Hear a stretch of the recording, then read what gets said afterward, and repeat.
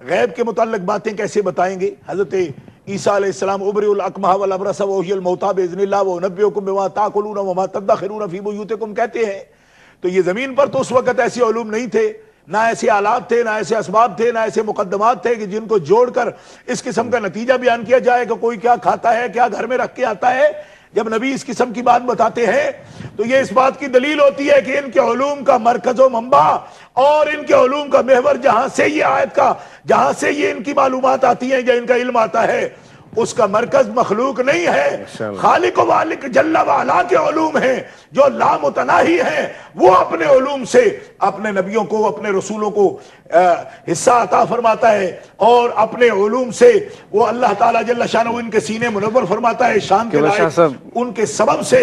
تو انہی کا ایک حصہ یہ معراج ہے، بلکہ اس کا عروج اور اس کی انتہا ہے جو اللہ نے اپنے آخری نبی جناب محمد رسول اللہ پر فرمائی. شاہ صاحب بہت ہی دقیق گفتگو اذان مغرب کا. Purpose behind this was to explain, to show some of the signs, some of Allah subhanahu wa ta'ala's signs. And the point that Qibla Shah Sahib raised when looking at the tafsir of Fakhruddin Razi, saying that he was actually quite perplexed by this. The Mufassir himself was quite perplexed, because on the one hand we're saying that this is the greatest thing that has ever been given to any of the prophets, and it was the greatest of all gifts, and yet how come there is this point about some of his signs as opposed to all of the signs or all of what is in existence? And it was a very, very delicate point of Arabic grammar actually that Qibla Shah Sahib raised, and that is that if you look at the words there, the association is with regard to Allah subhanahu wa ta'ala, and in the other Malakut as-Samawat, the association there is to do with the skies and the earth itself. So actually what we receive here, what we get evidence of, is the fact that Allah subhanahu wa ta'ala is saying to his noble Lord, his noble Habib, the Prophet Muhammad sallallahu alayhi wasallam, that I am actually inviting you to show my signs personally. And it's that personal invitation that actually gives us the greatness, it shows us the greatness of this whole event and this whole journey of Mi'raj and Asra. I just wanted to just clarify that. Inshallah al-Aziz, we've been joined, and we're very, very honored to have in the studio another great scholar of this time, a person who has been serving the deen for many, many years in this country, and somebody who has joined us before on the Ummah channel, and I'm sure that when you hear his voice and you see him, you will be very, very delighted that he has joined us here this evening. Inshallah al-Aziz will be joining that new guest in a short while. I also want to اس وقت میں بھی یہ بھی اعلان کرنا چاہ رہا ہوں کہ انشاءاللہ جیسے بھی ہمارا ایک پروگرام کا فارمیٹ جاری رہتا ہے کہ علماء کرام کے بیانات بھی ہوتے ہیں، ان کے بیان اور ان کے خیالات کا اظہار ہوتا ہے، لیکن لائیو کالز انشاءاللہ اس پروگرام میں ہمیشہ کی طرح ہوتی ہیں.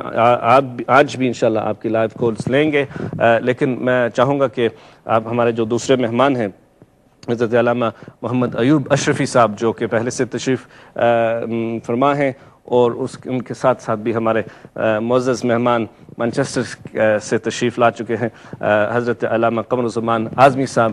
آپ کو بہت بہت خوش آمدید اور مرحباً کہتے ہیں. بہت بہت شکریہ حضور کہ آپ تشریف لائے، اور اس مبارک رات کے اوپر آپ کا بھی بیان اور آپ کا بہت حسین جو کلمات اور انشاءاللہ جملے آپ فرمائیں گے اس مبارک رات کے اوپر، سب ناظرین انشاءاللہ اس کو مستفید ہوں گے. میں چاہوں گا پہلے کہ علامہ محمد ایوب اشرفی صاحب آپ اس موضوع کے اوپر تھوڑا سا آپ کے خیالات بھی بیان فرما دیجئے. جیسے کہ پہلے میں نے گزارش کی تھی قبلہ شاہ صاحب سے کہ اس کا پس منظر یا اس کے جو سیرت کے مقام پہ آقا دو جہان حضرت محمد مصطفیٰ صلی اللہ علیہ وسلم کو اس وقت جو بلایا گیا تھا اور جو سیر کرائی گئی تھی، اس کی جو تھوڑی سی اگر حکمت بیان فرمائیں تو بہت مہربانی ہوگی. بسم اللہ الرحمن الرحیم. الحمد لولیہ والصلاة والسلام علی نبیہ وعلی آلہ واصحابہ المتعدبین بآدابہ. اما بعد فاعوذ باللہ من الشیطان الرجیم. بسم اللہ الرحمن الرحیم. سبحان الذی اسری بعبدہ لیلا من المسجد الحرام الی المسجد الاقصی الذی بارکنا حولہ لنریہ من آیاتنا انہ هو السمیع البصیر۔ صدق اللہ العظیم وصدق رسولہ النبی الامین الکریم ونحن علی ذلک لمن الشاہدین والشاکرین والحمد للہ رب العالمین۔ یا سید السادات جئتک قاصدہ ارجو رضاک واحتمی بحماک یا اکرم الثقلین ویا کنز الورا جد لی بجودک واردنی برضاک۔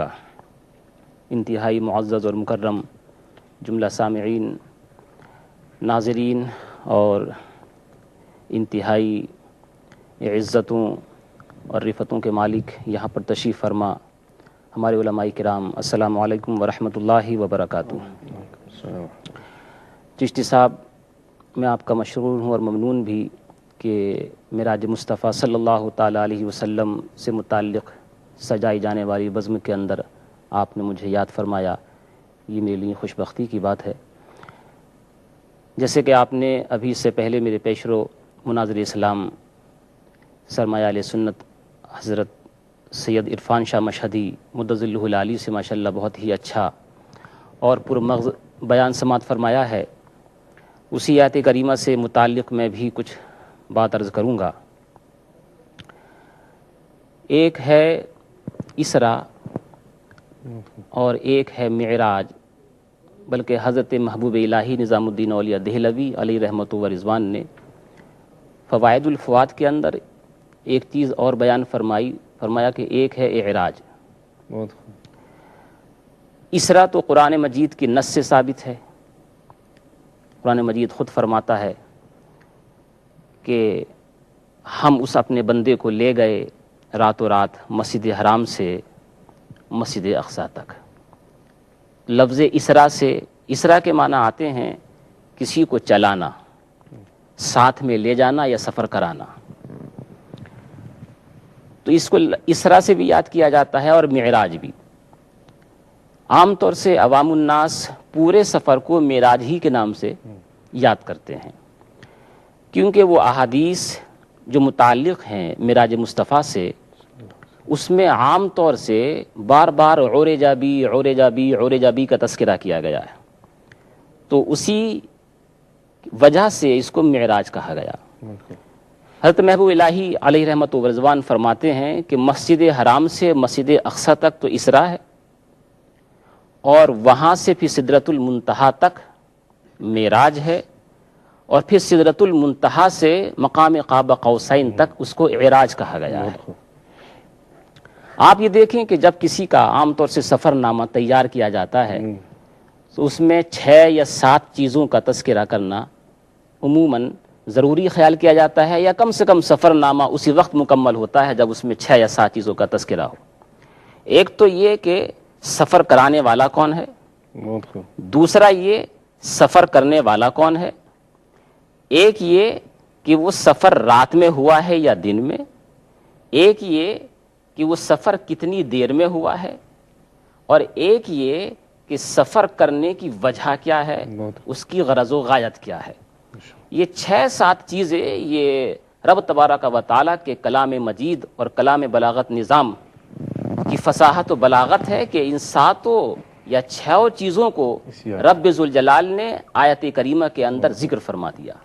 سبحان الذی، پاک ہے وہ ذات جو لے گئی، یہاں تذکرہ ہو گیا لے جانے والے کا جو سفر پہ لے کے جا رہا ہے۔